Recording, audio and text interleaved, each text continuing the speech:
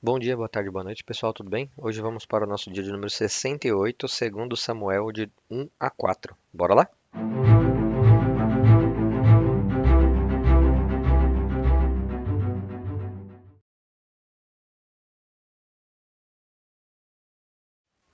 Segundo Samuel 1.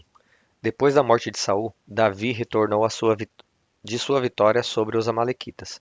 Fazia 2 dias que ele estava em Ziclag, quando, no terceiro dia, chegou um homem que vinha do acampamento de Saul, com as roupas rasgadas e terra na cabeça.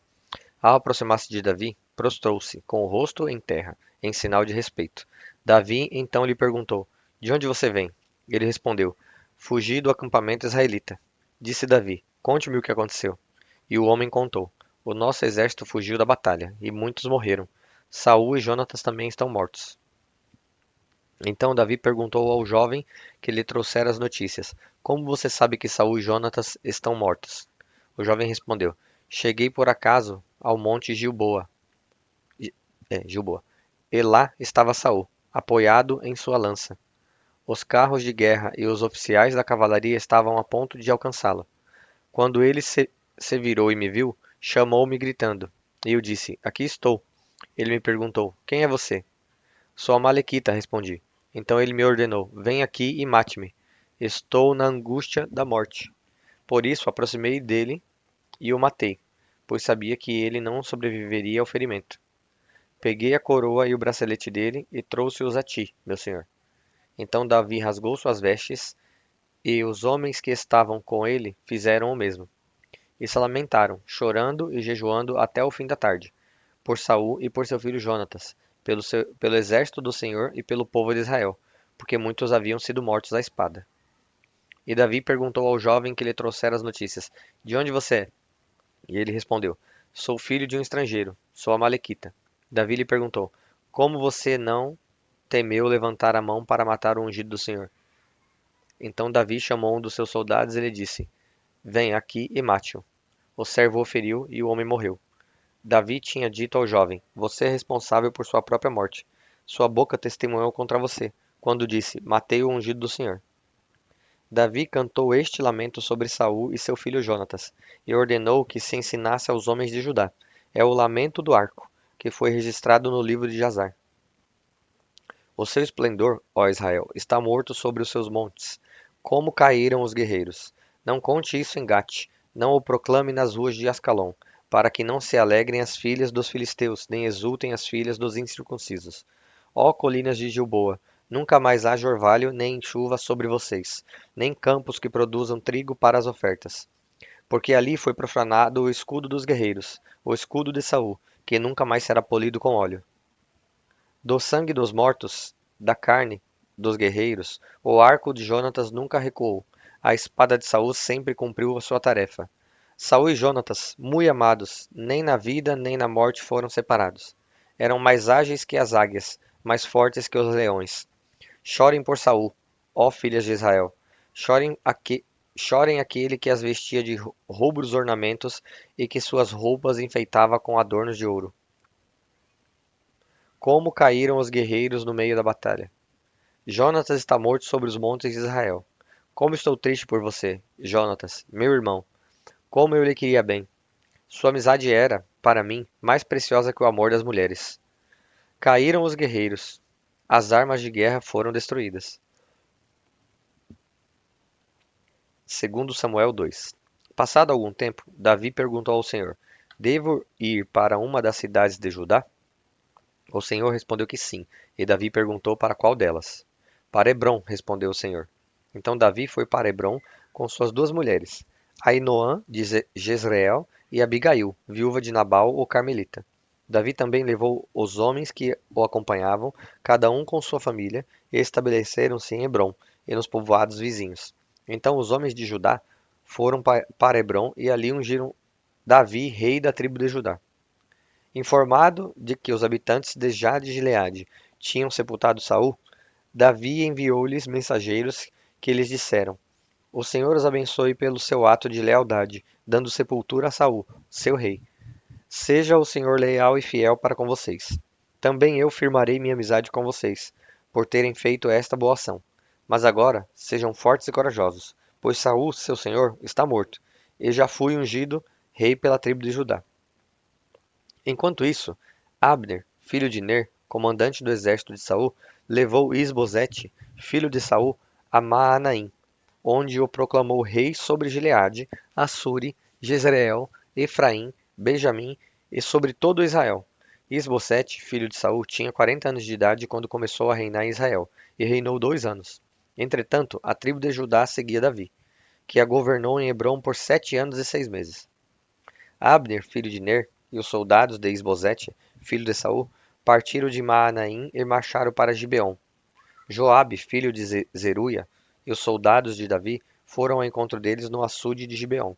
Um grupo posicionou-se num lado do açude, o outro grupo no lado oposto. Então Abner disse a Joabe: Vamos fazer alguns soldados lutarem diante de nós. Joabe respondeu: De acordo. Então 12 soldados aliados de Benjamim e Isbosete, filho de Saul, atravessaram ao sul para enfrentar 12 soldados aliados de Davi. Cada soldado pegou o adversário pela cabeça e fincou-lhe o punhal no lado, e juntos caíram mortos. Por isso, aquele lugar, situado em Gibeon, foi chamado de Eucate Azurim. Houve uma violenta batalha naquele dia, e Abner e os soldados de Israel foram derrotados pelos soldados de Davi. Estavam lá Joabe, Abissai e Azael, os 3 filhos de Zeruia. E Azael, que corria como uma gazela em terreno plano, perseguiu Abner, sem se desviar nem para a direita nem para a esquerda. Abner olhou para trás e perguntou: É você, Azael? Sou eu, respondeu ele. Disse-lhe então Abner: É melhor você se desviar para a direita ou para a esquerda. Capturaram um dos soldados e ficar com as armas dele. Mas Azael não quis parar de persegui-lo. Então Abner advertiu Azael mais uma vez: Pare de me perseguir. Não quero matá-lo. Como eu poderia olhar seu irmão Joabe nos olhos de novo? Como, porém, Azael não desistiu de persegui-lo, Abner cravou no estômago dele a ponta da lança, que saiu pelas costas, e ele caiu, morrendo ali mesmo. E paravam todos os que chegavam ao lugar onde Azael estava caído. Então Joabe e Abissai perseguiram Abner. Ao pôr do sol, chegaram à colina de Amá, defronte de Gia, no caminho para o deserto de Gibeon. Os soldados de Benjamim, seguindo Abner, reuniram-se formando um só grupo e ocuparam o alto de uma colina. Então Abner gritou para Joabe: O derramamento de sangue vai continuar? Não vê que isso vai trazer amargura? Quando é que você vai mandar o seu exército parar de perseguir os seus irmãos? Respondeu Joabe: Juro pelo nome de Deus que, se você não tivesse falado, o meu exército perseguiria os seus irmãos até de manhã. Então Joabe tocou a trombeta e o exército parou de perseguir Israel e de lutar. Abner e seus soldados marcharam pela Arabá durante toda a noite. Atravessaram o Jordão, marcharam durante a manhã inteira e chegaram em Maanaim. Quando Joabe voltou da perseguição a Abner, reuniu todo o exército, e viram que faltavam 19 soldados, além de Azael. Mas os soldados de Davi tinham matado 370 benjamitas que estavam com Abner. Levaram Azael e o sepultaram no túmulo de seu pai, em Belém. Depois disso, Joabe e seus soldados marcharam durante toda a noite e chegaram a Hebrom ao amanhecer. 2 Samuel 3. A guerra entre as famílias de Saul e de Davi durou muito tempo. Davi tornava-se cada vez mais forte, enquanto a família de Saul se enfraquecia. Estes foram os filhos de Davi nascidos em Hebrom. O seu filho mais velho era Amon, filho de Ainoã, de Jezreel. O segundo, Quileabe, de Abigail, viúva de Nabal, de Carmelo. O terceiro, Absalão, de Maaca, filha de Talmal, rei de Gesur. O quarto, Adonias, de Agite. O quinto, Cefatias, de Abital. E o sexto, Itreão, de sua mulher Eglá. Estes foram os filhos de Davi que lhe nasceram em Hebrom. Enquanto transcorria a guerra entre as famílias de Saul e de Davi, Abner foi ficando poderoso na família de Saul. Saul tivera uma concubina chamada Rispa, filha de Aiá. Certa vez, Isbosete perguntou a Abner: Por que você se deitou com a concubina de meu pai? Abner ficou furioso com a pergunta de Isbosete e exclamou: Por acaso eu sou um cão a serviço de Judá? Até agora tenho sido leal à família de Saul, seu pai, e aos parentes e amigos dele, e não deixei que você caísse nas mãos de Davi. Agora você me acusa de um delito envolvendo essa mulher? Que Deus me castigue com todo rigor, se eu não fizer por Davi o que o Senhor lhe prometeu sob juramento: tirar o reino da família de Saul e estabelecer o trono de Davi sobre Israel e Judá, de Dan a Berseba. Isbosete não respondeu nada a Abner, pois tinha medo dele. Então Abner enviou mensageiros a Davi com essa proposta: a quem pertence essa terra? Faze um acordo comigo e eu te ajudarei a conseguir o apoio de todo Israel. Está bem, disse Davi. Farei um acordo com você, mas com uma condição: não compareça à minha presença. Quando vier me ver, sem trazer-me Mical, filha de Saul. E Davi enviou mensageiros a Isbosete, filho de Saul, exigindo: entregue-me minha mulher Mical, com quem me casei, pelo preço de 100 prepúcios de filisteus. Diante disso, Isbosete mandou que a tirassem do seu marido Paltiel, filho de Laís. Mas Paltiel foi atrás dela, e a seguiu chorando até Baurim. Então Abner ordenou-lhe que voltasse para casa, e ele voltou. Nesse meio tempo, Abner enviou esta mensagem às autoridades de Israel: já faz algum tempo que vocês querem Davi como rei. Agora é o momento de agir, porque o Senhor prometeu a Davi: por meio de Davi, meu servo, livrarei Israel do poder dos filisteus e de todos os seus inimigos. Abner também falou pessoalmente com os benjamitas. Depois foi a Hebrom dizer a Davi tudo o que Israel e a tribo de Benjamim havia aprovado. Quando Abner, acompanhado de 20 homens, apresentou-se a Davi em Hebrom, este ofereceu um banquete para ele e para os homens que o acompanhavam.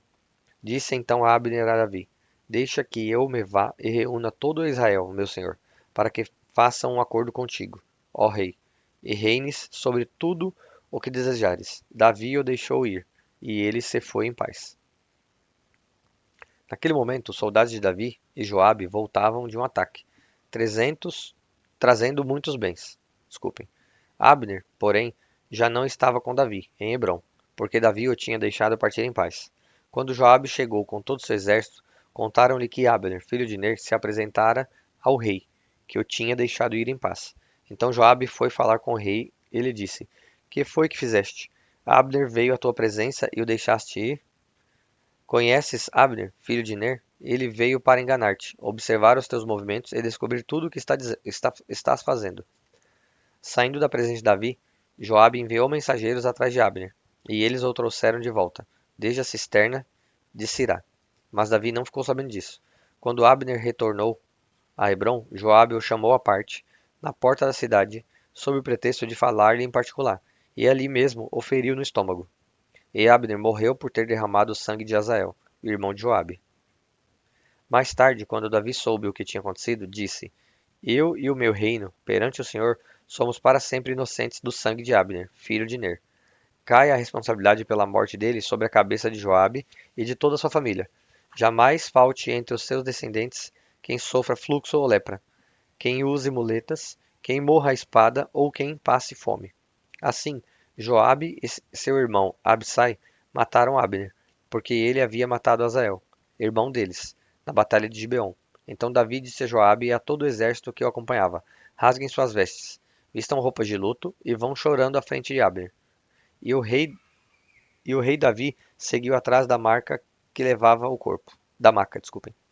Enterraram-no em Hebrom, e o rei chorou em alta voz junto ao túmulo de Abner, como também todo o povo. Então o rei cantou este lamento por Abner: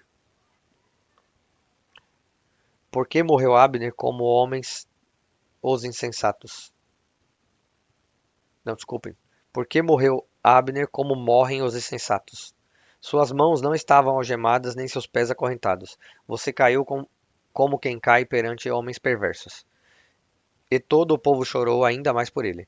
Depois, quando o povo insistiu com Davi que comesse alguma coisa enquanto ainda era dia, Davi fez este juramento: Deus me castigue com todo o rigor, caso eu prove pão ou qualquer outra coisa antes do pôr do sol.